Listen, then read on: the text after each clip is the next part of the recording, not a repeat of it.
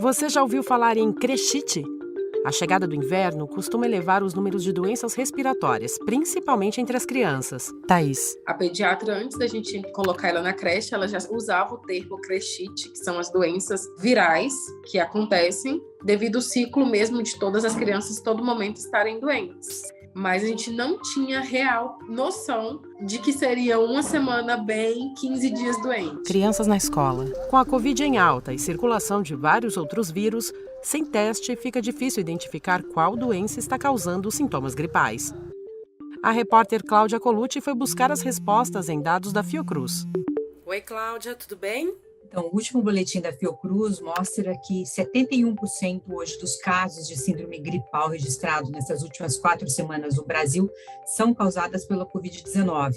Fora a Covid, também tem diversos outros vírus circulando, adenovírus, o bocavírus, entrovírus, a parainfluenza 1 e 2. Esse conjunto de vírus circulando estão deixando os hospitais infantis lotados. Os hospitais voltaram a registrar também aumento de internação de criança por Covid-19. Mas parece que, dessa vez, além da alta nos casos de Covid, as crianças estão ficando mais doentes do que o comum e por mais tempo. Ana Bosco, bancária. No finalzinho de março, comecinho de abril, o meu filho, que está com quase 2 anos, começou na escolinha. Na primeira semana, logo na semana de adaptação, começou com o primeiro resfriadinho. Desde então, não parou mais. O tempo todo, o nariz escorrendo, resfriado. Ele já teve 2 episódios mais de febre mais alta, né? Já tomou antibiótico, corticoide, já tomou e não para. Bom, por aqui minha filha Aurora, ela tem 1 ano e 5 meses. Ela entrou na creche com 7 meses. Thaís Fernandes, professora. Término da licença maternidade. Sempre foi uma criança muito saudável até então.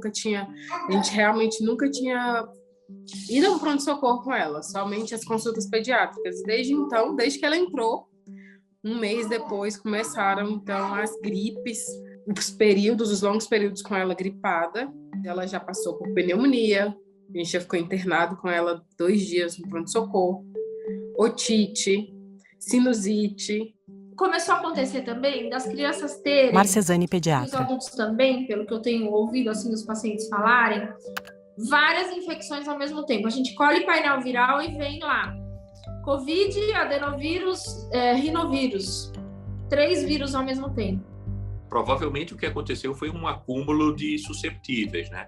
Crianças que não tiveram contato com esse vírus nos anos que se passaram, né? Nos anos do período pandêmico, ou outras crianças que já tinham tido contato anteriormente, mas a falta do estímulo, né? A falta do recontato fez com que a imunidade a esses vírus se esvanecesse, né, com o tempo. Né, Francisco de Oliveira, infectologista. As crianças Márcia. estão ficando perpetuamente doentes. Dá a impressão que elas não saram nunca. É uma tosse eterna e isso está aumentando as infecções bacterianas secundárias. Por quê? Porque você fica cheio de secreção e as bactérias que estão ali no seu trato respiratório oportunamente fazem infecções secundárias. Sentada na sala de aula, uma garotinha dá tchau sorrindo.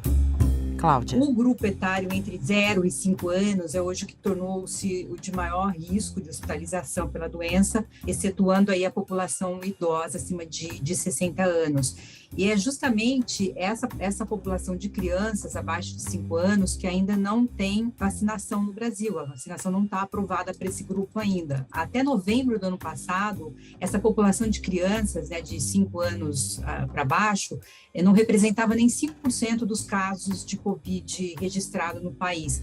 Agora, de abril em diante, já passou de 15%. O menino chora após tomar vacina sentado no colo da mãe. Aquela coisa que a gente tinha, assim, que a gente previa, o vírus sensicial respiratório costuma circular de março a agosto. Márcia. Um pouquinho em setembro, a gente não tem mais. Desde o ano passado, no final do ano passado, quando circulou a influenza fora de época, que também não é uma época de ter influenza, aí teve a Covid, a Omicron, que circulou em janeiro. Em fevereiro, a gente já começou a ter caso de outros vírus respiratórios. Então, metapneumovírus, adenovírus. Adenovírus deu muito, que é esse vírus que deixa as crianças muito catarradas, saindo catarro pelo olho, pelo nariz. Parece que os vírus mudaram de comportamento. E além deles estarem circulando fora da época que é comum que eles circulem, eles estão dando quadros um pouco diferentes do que é o comum. A gente percebe que tanto a rede pública quanto a rede privada estão registrando aí aumento dessas internações. Teve uma análise recente do Infotracker, que é um projeto da USP, da Unifesp, que apontou aí que as internações por Covid nos 4 hospitais infantis aqui de São Paulo e da Grande São Paulo tiveram uma alta de 23% aí nas últimas semanas. É um aumento que se observa desde abril. Enfim, todo o país a gente percebe esse movimento de aumento. Os pais nem se dão conta ou faz o primeiro teste de farmácia, que a gente está percebendo muito isso, faz o primeiro teste, dá negativo, e aí trata-se como uma infecção de garganta e depois de 2, 3, 4, 5 dias, às vezes, é que confirma Covid. Mais uma onda aqui no Brasil, a gente considera como sendo a nossa 4ª onda, Francisco. que tem como característica também uma alta capacidade de provocar infecção, uma alta transmissibilidade. Então, muitas pessoas que vinham escapando, né, da Covid desde o início da pandemia acabaram adoecendo agora. E isso aconteceu tanto entre adultos como em crianças. Cláudia. Uma das causas desse aumento de número de atendimentos, de internações de crianças por Covid, tem sido a baixa cobertura vacinal. A grande maioria da população está vacinada com 2 doses, mas a partir da 3ª dose, a vacinação deu uma empacada, então tem grupos que não chegam ainda a 50%. Os vírus vão circular mais, então a gente não vai conseguir controlar esse número de infecções, e as crianças mais pequenas, especialmente aquelas que ainda não têm indicação para vacinação, acabam se tornando as mais vulneráveis. E em relação ao antibiótico, você tem ideia de quantas vezes vocês deram? A Aurora deve ter tomado por volta de umas 7 a 8 vezes. Amoxicilina sempre. Thaís. Sempre.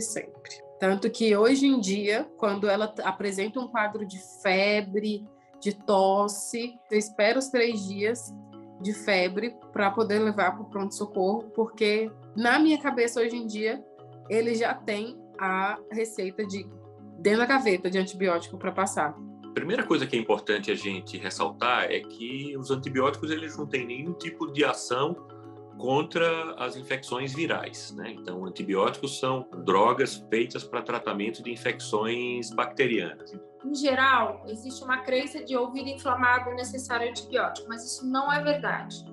Garganta inflamada também não é sinônimo de necessidade de antibiótico. Muitas das vezes, a infecção é viral. Agora, se você vai para o pronto-socorro e aquele médico não vai ver mais a sua criança e ela está com febrão, que já durou 4 dias, o médico vai acabar dando antibiótico, porque as infecções bacterianas elas são mais sérias, podem levar a quadros de complicação maiores. Então, existe um medo também do profissional que está ali atendendo no pronto-socorro. Caso a febre persista, né? Uma febre alta que persiste por mais de 24 horas, ou aquela febre que desapareceu e depois de alguns dias ela retornou, ou se a criança começa a ter dificuldade respiratória, né? Então, é o bebê pequeno que não consegue mamar, ou a criança um pouquinho maior, que a gente percebe que está fazendo força para respirar. São esses os sinais de alerta, né? A persistência da febre e a dificuldade respiratória, que devem fazer com que a família leve a criança o mais rapidamente possível ao pronto-socorro. Créditos na tela. Mais informações na descrição desse vídeo.